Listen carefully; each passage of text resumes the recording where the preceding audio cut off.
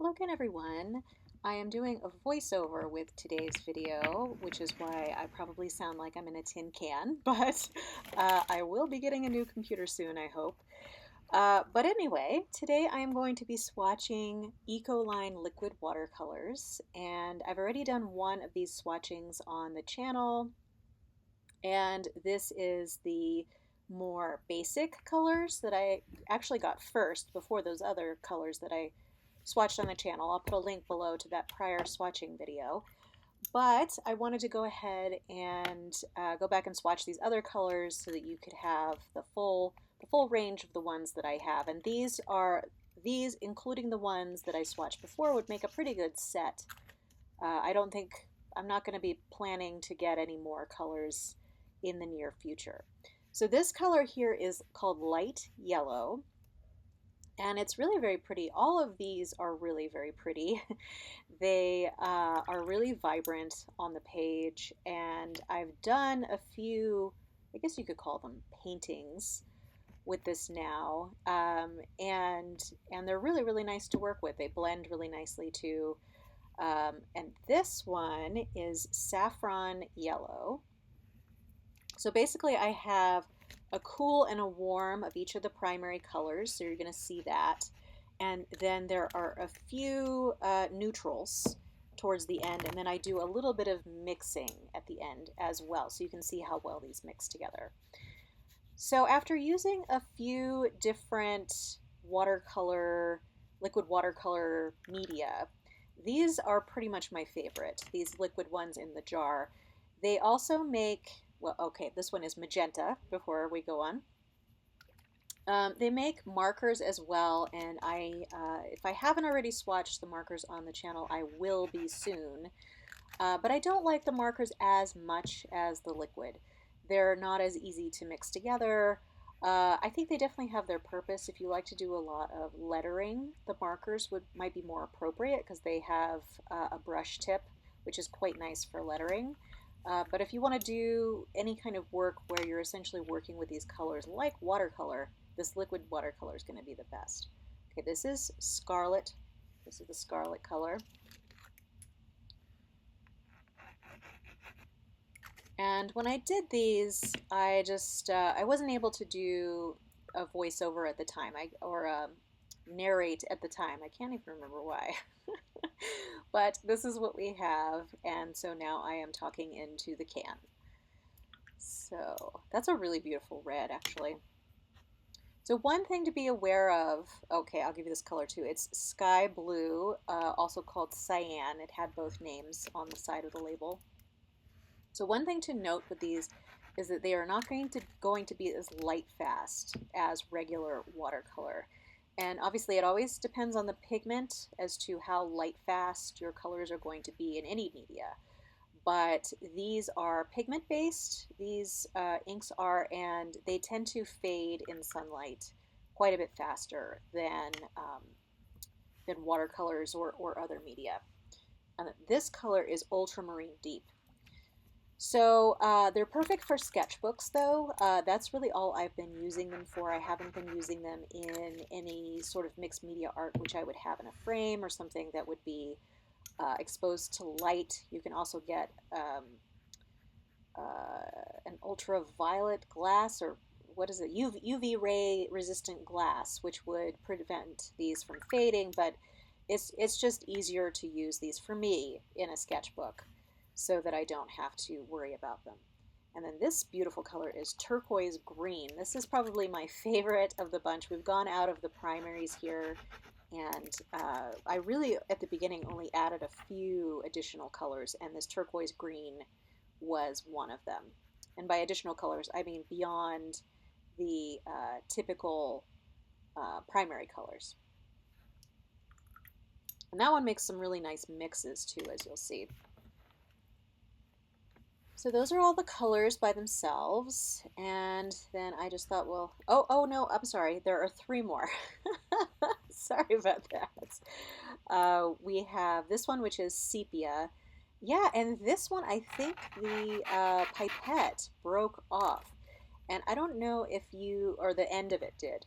And I don't know if you've been noticing, but some of these pipettes have a different configuration. Some of them are totally straight and some of them have a little bent end. And I think that it probably depends on what generation of bottle these are. But you can see with that broken tip on that pipette, it left some marks there too. Okay, so this color is cold gray. But yeah, after the fact, I was wondering, so the broken tip, is that going to be bad? Like, are there little bits of glass in there? I certainly hope not. I'm hoping it just broke clean off and then there's just one lump of glass in the bottom. Okay, and this next one is a warm gray. You often can't tell which gray is warm and which one is cold until you put them next to each other, so you'll definitely be able to see the difference once this warm tone gray is put down, and you'll definitely notice the difference in warm and gray. They're both fairly neutral though. They only lean slightly one way or another. But okay, so that really is the last single color there. But even just these colors would be great to have just as your whole collection. I just wanted to add a few additional colors, which, like I said, I put that in the links down below to the other video where I swatched some additional colors that I got. So here I'm just trying to create a traditional green with the light yellow and the cyan blue, aka sky blue. And that's a really, really vivid green. And so then I'm just trying to make little marks to show you which colors I've mixed there. And I can't remember which colors I mixed next. Let's see. Okay, so it is the orange that I'm trying to, oh, no, purple, sorry. Purple. So that is the magenta, and then this is the Ultramarine Deep. They actually worked quite well just mixing them on the paper together like that, but if you have a large surface to cover, or if you don't want your colors drying before you mix them, you can definitely put these in a palette and mix them there. You probably would need a little bit of palette space just because you need a little dollop of very wet product here. Okay, so now is when I'm going to do the orange. That again is the light yellow.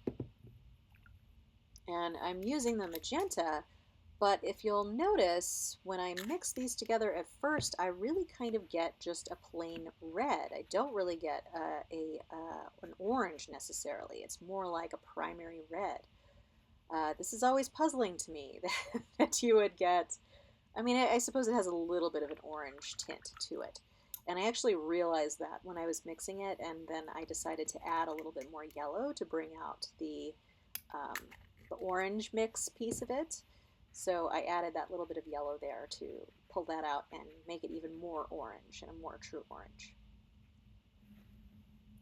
So you probably don't even need the darker red. You probably could just get away with the yellow, cyan, and magenta. Okay, and I'm getting that magenta out again.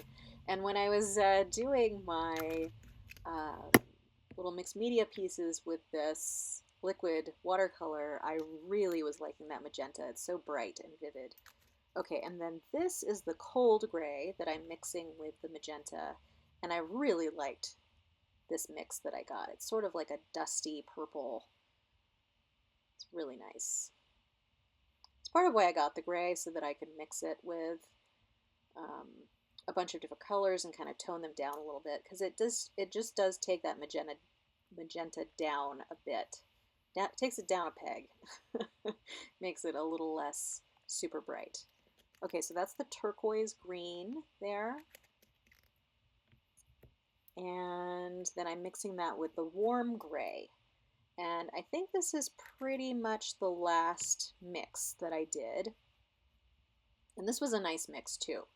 And it made it into a really nice neutral bluish gray. I liked that a lot.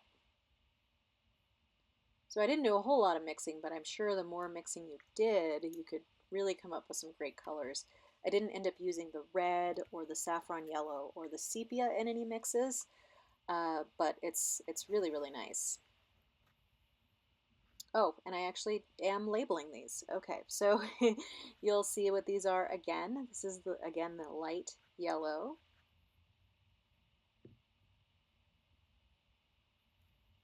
And the saffron yellow.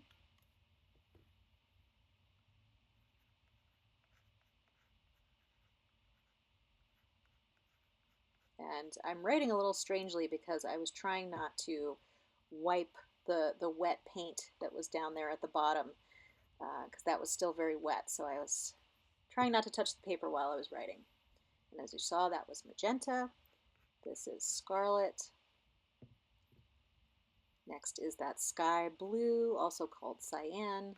So basically, cyan, magenta, and yellow would be what you would have in your printer as really your only three primary colors, or at least that's the way it used to be. I don't know if it's that way anymore. I feel like I'm getting to that age where sometimes when things that I think are true are actually a really old technology because I'm getting old.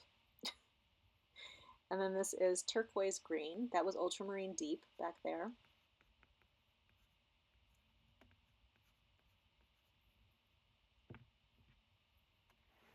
And then this is sepia. The sepia is actually really nice. It almost looks like that brown is granulating, although I don't think that's possible with the liquid watercolors.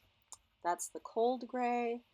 And then the next one again is the warm gray. But I'm going to wrap up this voiceover because I think I'm just going to hold these up one last time and then sign off. So if you enjoyed this video, please give it a like. If you want to keep track of future videos on my channel, feel free to subscribe. I hope to see you next time, but in the meantime, have a great day. Thanks so much. Bye.